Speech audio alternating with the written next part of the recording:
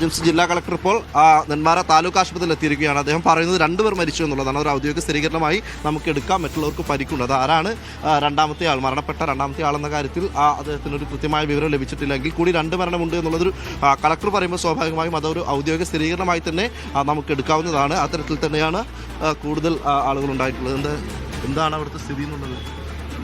ഞാനിപ്പോൾ വന്നേ ഉള്ളൂ. എനിക്ക് കൃത്യമായിട്ട് വിവരം അറിയില്ല. കേട്ട വിവരം വെച്ചിട്ട് ഒരു 10-85ഓളം ആളുകൾ ബസ്സിലുണ്ടായിരുന്നു എന്നാണ് ആളുകൾ പറയുന്നത് കേട്ട് മനസ്സിലായത്.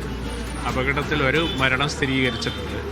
കൂടുതൽ ആളുകളുണ്ടോ എന്നുള്ളത് ബസ് കുടുങ്ങി കിടക്കുകയാണ്. ബസ് പുറത്തെടുത്തതിന് ശേഷമേ അതിനെ സംബന്ധിച്ച് പറയാൻ പറ്റുള്ളൂ. കൂടുതൽ ആളുകളുണ്ടോ എന്നുള്ളതിനെ പറ്റിയിട്ട്. ഇപ്പോൾ അപകടത്തിൽ സീരിയസ് ആയിട്ട് പരിക്ക് പറ്റിയ ആളുകളെല്ലാം വലിയ ചികിത്സയ്ക്ക് വേണ്ടി മറ്റ് ആശുപത്രികളിലേക്ക് കൊണ്ടുപോയിട്ടുണ്ട്. അതാണ് നടന്നുകൊണ്ടിരിക്കുന്നത്. പിന്നെ എല്ലാ ഉദ്യോഗസ്ഥന്മാരൊക്കെ എത്തിയിട്ടുണ്ട്. ആവശ്യമായിട്ടുള്ള നടപടി സ്വീകരിക്കും.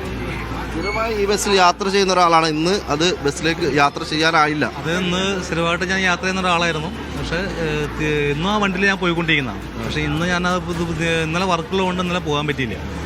അപ്പോൾ ഇന്ന് ലീവാണ്, എനിക്ക് ഓഫാണ്. അതുകൊണ്ട് പോകാൻ പറ്റാത്തത് കൊണ്ടാണ് എൻ്റെ ഞാൻ ആ ഭാഗത്ത് രക്ഷപ്പെട്ടാണ്. പക്ഷേ സംഭവിച്ചത് എനിക്ക് വളരെ സങ്കടമുണ്ട്.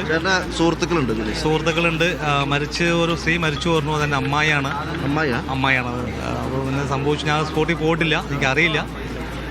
പക്ഷേ വളരെ ഒരു ദുഃഖമുണ്ട്. പക്ഷേ ഇനി മേലെ